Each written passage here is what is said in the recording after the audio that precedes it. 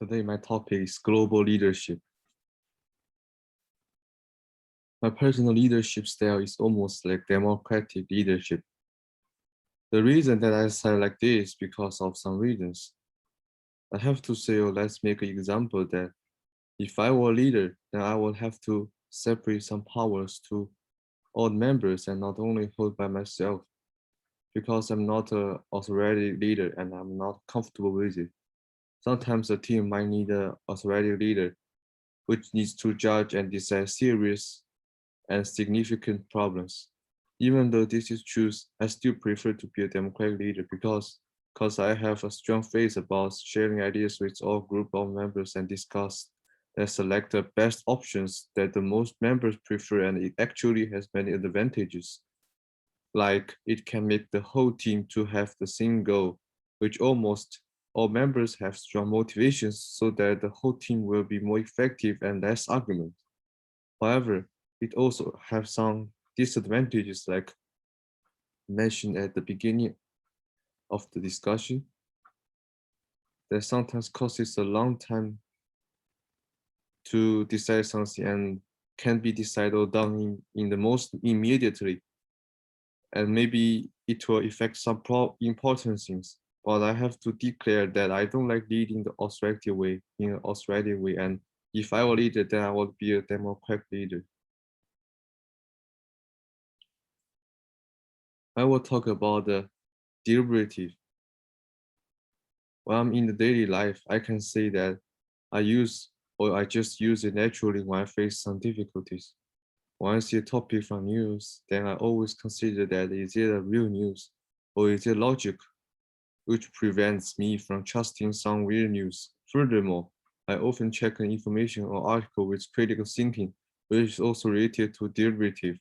Moreover, when I meet strangers, then I always consider about if they are telling me the truth or has some improper purpose to me, which is being careful related to the deliberative.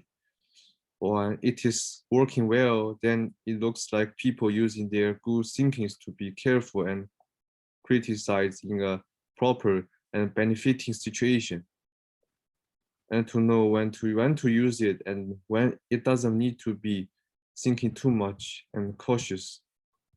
It's hard to use under a situation that I can't figure a problem clearly, which is that I'm not sure about the situation in the news or what a person tells me, especially its importance in, but I cannot judge and decide it in a short time, so it makes it so hard. On the other hand, I believe that I need to be better in strategics because sometimes I cannot figure a smart decision or solution out that can be extremely helpful to the whole team. And even I saw something out, but I don't think it's perfect at all. So I would like to put my effort into thinking more creatively and more logically.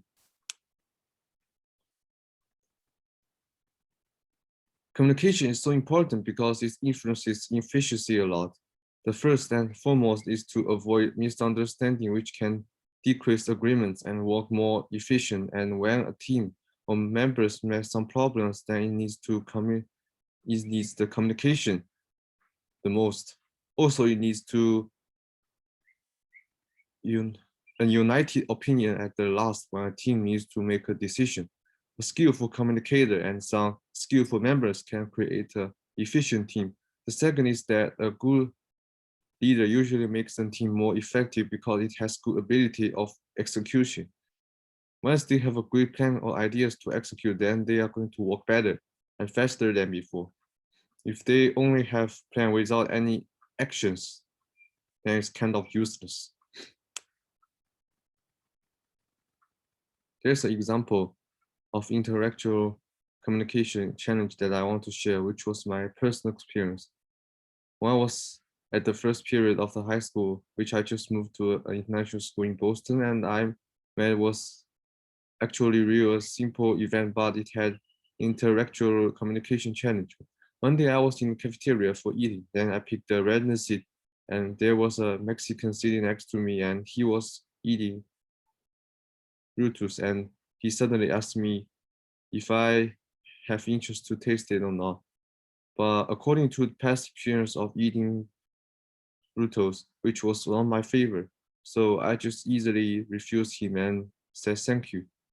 Then what happened next really shocked me because his face was turning into unhappy just in a sudden. Then he said, please taste it. Then I said, thank you for your goodness, but I tasted before, which I didn't like, but I'm willing to try it again because we are friends.